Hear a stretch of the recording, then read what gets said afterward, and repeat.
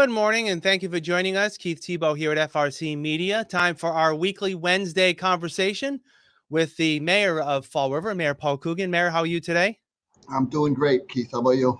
I am doing well. Thank you. Thank you for asking. This weekend, this Saturday, we were both at an event at the library. We touched upon it last week, the drag storytime event that had in the past grown and shown some opposition from some hate groups that were in attendance. This week, there were dozens, if not hundreds, of people in support of drag story time. There was probably about less than 10 protesters on the other side of the street. There was a strong police presence to keep the peace. Give me your thoughts about what you saw as that morning went on. Well, it started out. If you were there, Keith, it was real peaceful. We had Yep. nothing going on. And then a group of, well, we'll call them people from the other side came over and started chanting. They were in the bullhorn and they held up some signs, and then that triggered people going back and forth, yelling across the street.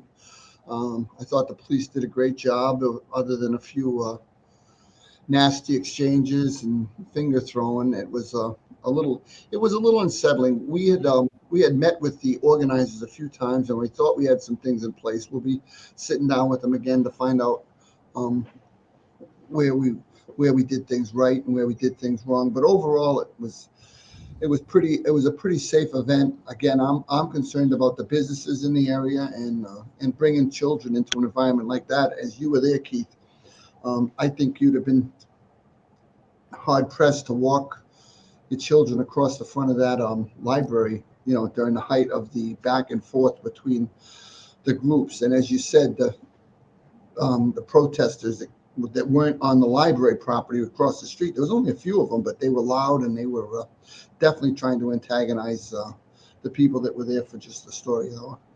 Yeah. I mean, you know, I would hope that as a community, and I think we proved it as a community, that there is uh, there is more acceptance than there is hate in the city of Fall River. But when these events happen, as you said, it does tend to cast a cloud over both sides because they were both yelling at each other from across the street, and that's something that I know would like to be avoided if at all possible. Well, that was the thing. I mean, again, and we had a large number of police there because we had heard that there was going to be some people that were coming that were going to do protesting. That didn't materialize, but at the same time, that was a significant cost to the city for something that should be like a reading hour in a library, or when you go down there in the summer and they do their reading on the front lawn. I don't know, there's 60, 100 people there, and they read a book, and it's just a great thing to duck into. But this was a little bit contentious. And again, I'm very, very glad that the Fall River PD did a great job keeping everybody separated. There were some people that we had met with from the people that were putting on the story hour that were also helping with the crowd to make sure people stayed back. But a lot of those people were not from Fall River. I pride myself on knowing most of the residents of the city, and there was a lot of them that weren't from Fall River, and they didn't know me and I didn't know them. But all in all, we got out of there unscathed, which I'm glad about. No one did anything crazy, and we'll look to the future. Yeah, I mean, I guess there's a potential for this happening again. I think they're planning for another story time next month in February, and I'm sure you'll be talking with them and police as well. It does Everybody. become an issue after a while, right?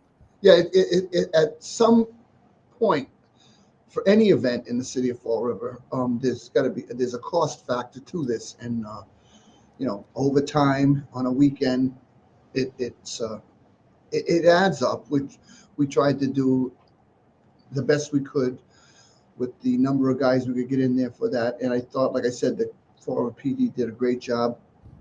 The chief was there, one of his deputy uh, um, commanders was also there, and there was enough guys around to make sure we kept it quiet. But at the same time, for somebody that wanted to go to the library that morning, or for the people that just wanted to go into the reading, it was a little bit of, yeah, you saw, you had to weave your way through it. So, that's not what they wanted to have there, and that's not what the city wanted to have there. The only people that want that kind of chaos are the protesters, and even a small group of them, as you said, you know, gummed up the works a little bit. Yeah. All right, we'll have to see what happens as the event. Again, there is one, I believe, organized for next month in February. Something that came across, I received a letter, and I know other members of the media received a letter from School Committeeman Kevin Aguiar, and he sent a letter to you and the members of the City Council asking that there be consideration to raise the compensation for school committee members. Right now, school committee members make, I believe, just under $7,200 a year. School Committee Man Aguiar is looking to have that in par with City Council. City councilors make over, I believe, $16,000 a year. Um, your response to the letter, and do you think something should happen on that front? Yeah, I mean, and Kevin sent out the letter. I made my points on that. I'm not in favor of. I think this school committee makes around 8,000, Okay. Keith, to be clear, and he wanted to double their pay. I'm in here negotiating with police, fire, DCM, clerical, all these units, and not one of them came to the table and said, "Can I have a 100% increase?" And that's what we're talking about. If Kevin's proposal was a cost of living or an adjustment, as you know, a couple of years ago, one of the city councilors blocked any raises for elected officials. It it would have to be done with the council, but I'm not going to support anything like that. He can do it without me. I don't believe the people I talked to on the school committee were interested in going down that road either. And even a couple of people on the council were like, "That's not going to make it." I can't imagine when I'm over here, you know, 2%, a point and a half, work the second Saturday of the month with the union, and he's going to say, "Well, I think we should double our pay." If he wants a raise, I mean, you know, this is a thankless job. I hope, you know, and he did put in his letter, which I will give him credit that Yeah. no one does it for the money. So I don't know why he's bringing up the money. If you're not doing it for the money, then don't bring it up, because I'm not going to touch that. I don't think that's warranted. As I said, if there was something about a cost of living adjustment, you know, that's one thing. Because again, we've been sitting at these numbers for a long time. Mm. Um, the city council, the mayor, and the school committee. But to say double my pay, I will not support that. Yeah. All right, moving on to something that's actually happening tonight. The next steps in the revitalization and reconstruction of Route 79. The state is holding a virtual public meeting to give an update on the project and some more information in terms of timelines. I know that anyone who can in the community can sign up to get the Zoom link, which will be taking place tonight. Does the state talk to you at all in terms of their plans before they go public, or are you going to find out some new things tonight that you may not know about the project? I don't know. I don't know what they're going to present tonight. I know that the plans I've been kept abreast on is the timeline for the taking down of Route 79, which will start in the spring. What happens after that with the land? Who controls it? Does it go out to bid? Is it controlled locally? Does the RDA, does the city buy it? Whatever it is, those are the things we're going to have to work on. But I do know that there's a lot of interest in that property.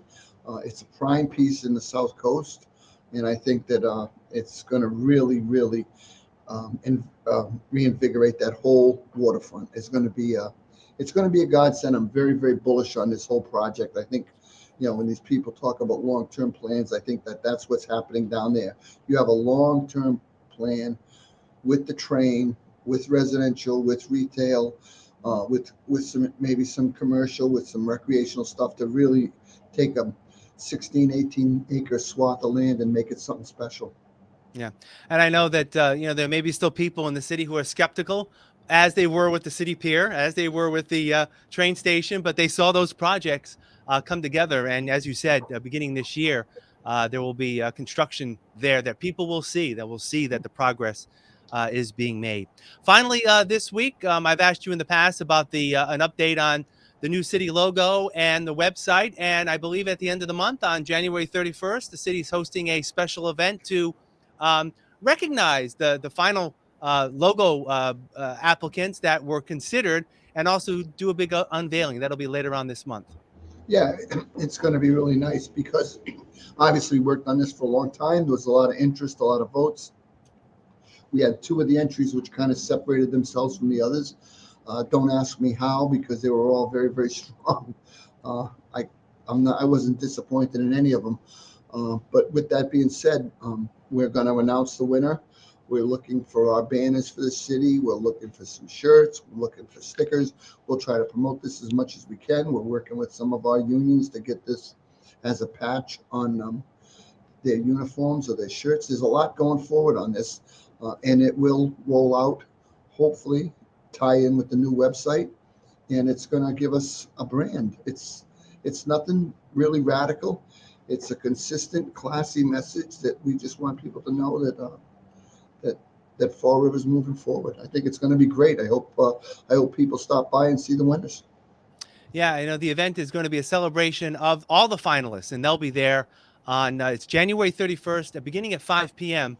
In the atrium of Government Center. You can meet the artists that created the six finalists, and then there'll be the big ceremony to announce the winner. And the winner is it a $500 gift card you giving out? Yeah, I told them I'd fund the prize, and I don't mind Yeah. doing that. And I'm going to give the second place of a second place prize too, because it was a very, very close race. And I have to thank Elena in our office. She coordinated that whole event, and she's also coordinating the new website, or helping with the company we hired to do it. And when we're done with that, she'll probably you know get very angry at me, but I'm sure we'll talk it out, because it's been a ton of work and she's grinding it out. And I appreciate her for this, because I think it's something that's going to help turn the city around and make everybody Yeah.